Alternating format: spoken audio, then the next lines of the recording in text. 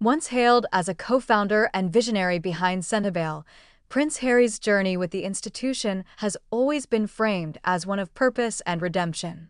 The charity, built from the ashes of grief and memory of his late mother, was meant to be a sanctuary where Harry could translate pain into hope, channeling his platform into something tangible for vulnerable children across Lesotho and Southern Africa. For years, his face was the symbol of Sentebale's campaigns, his voice the rallying call for donors, his presence the galvanizing force for volunteers. But as whispers within the philanthropic community now suggest, the tides of admiration have shifted into currents of quiet exclusion. No grand announcement was made, no official break declared. Instead, insiders claim that Harry has found himself edged to the margins, gradually treated as a relic of the past rather than the beating heart of the charity he helped raise from the ground. What once felt like his second family now carries the chill of an institution moving forward without him.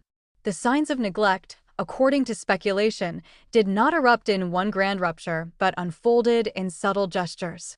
Invitations that once arrived promptly began to be delayed. Speeches that he was expected to headline were instead assigned to rising executives. Decisions about strategy and fundraising, once dependent on his approval, began bypassing him entirely. What hurt most, some suggest, was not the absence of fanfare but the erosion of intimacy.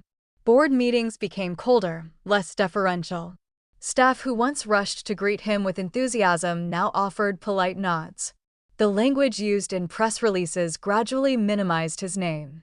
Observers who followed the charity's events noticed fewer mentions of Harry in its official narratives and more emphasis on leadership figures within the board. The sense of being erased, without confrontation, without explanation, echoed a type of rejection that cut deeper than the tabloid headlines he has grown accustomed to enduring. Central to this shift, speculation points to the role of the institution's executives, particularly figures like Dr. Sophie Chandauka, a powerhouse within both business and philanthropic circles. Dr. Chandauka, renowned for her discipline, sharp intellect, and leadership style, is said to represent a new direction for Sentebale, one where governance, corporate partnerships, and sustainability take precedence over celebrity association. While Harry's star power once drew donors, the charity, insiders speculate, has been recalibrating toward a model less reliant on his personal aura.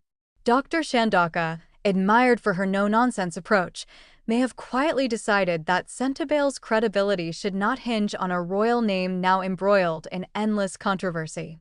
For Harry, this shift would have felt like being outflanked by his own creation, as though the very hands he helped empower were now steering the ship away from him, no longer recognizing him as its compass.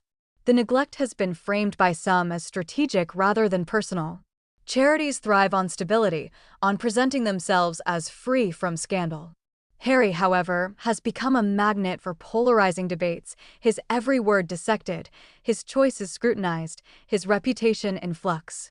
Donors who once viewed him as an asset may now perceive him as a liability.